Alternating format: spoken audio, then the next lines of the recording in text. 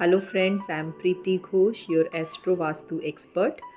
आज मैं वास्तु की सीरीज़ को आगे बढ़ाते हुए साउथ ईस्ट डायरेक्शन के बारे में आपको कुछ बताऊंगी कि कैसे ये डायरेक्शन आपको आपके घर में इफ़ेक्ट करता है, और अगर वो डिसबैलेंस है तो उसको कैसे बैलेंस करना है, और अगर बैलेंस है तो आपको क्या क्या फ़ायदे हो सकते हैं। So south east direction is a fire direction.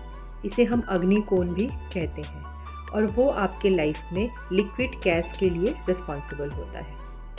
तो लिक्विड कैश जो आपके पॉकेट में है या आपके घर में है, वो जो आपका कैश फ्लो होता है, उसके लिए साउथ ईस्ट डायरेक्शन रिस्पॉन्सिबल होता है। साउथ ईस्ट डायरेक्शन यानी अग्नि कोण जिसे हम कहते हैं, वो आपके प्रोडक्ट और सर्विस की ब्यूटी को भी रिप्रेजेंट करता है। आपकी प्रोडक्ट कैसी दिखती है, उसका जो अपीयरेंस है वो कैसा है, वो अट्रैक्टिव है कि नहीं, ये आपके फायर एलिमेंट जो साउथ ईस्ट को रिप्रेजेंट करता है उसे दर्शाता है। आपकी प्रोडक्ट की अपीयरेंस और ब्यूटी ही एक पहली चीज़ होती है जो आपके क्लाइंट या आपके कस्टमर को अट्रैक्ट करती है।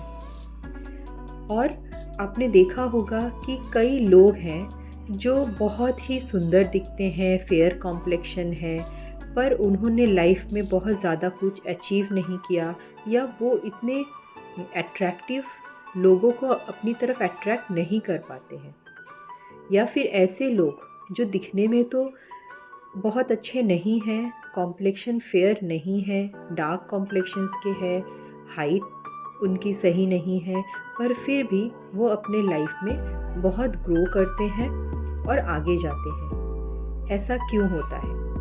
ऐसा इसलिए होता है क्योंकि उनके घर में फायर एलिमेंट बैलेंस या डिसबैलेंस है। जिनको ग्रोथ मिलती है उनका बैलेंस है, और जिनको नहीं मिलती उनका डिसबैलेंस है। तो ये डिसबैलेंस कैसे होता है?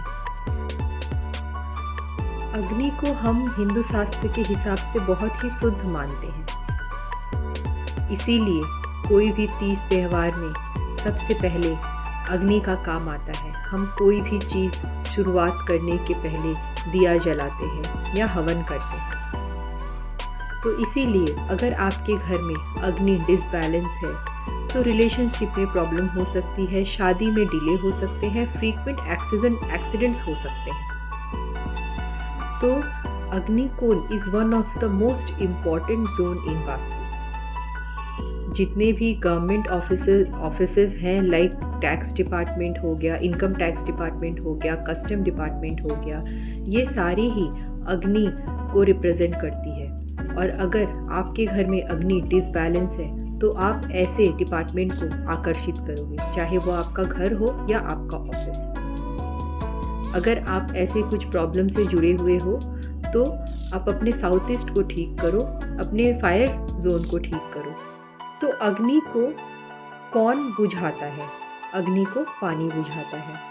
तो अगर जल तत्व फायर एलिमेंट के जोन में यानी साउथ ईस्ट में पाया जाए, या वहाँ वैसी कोई वस्तुएं या एक्टिविटी की जा रही है, तो आपका साउथ ईस्ट डायरेक्शन डिसबैलेंस हो जाता है।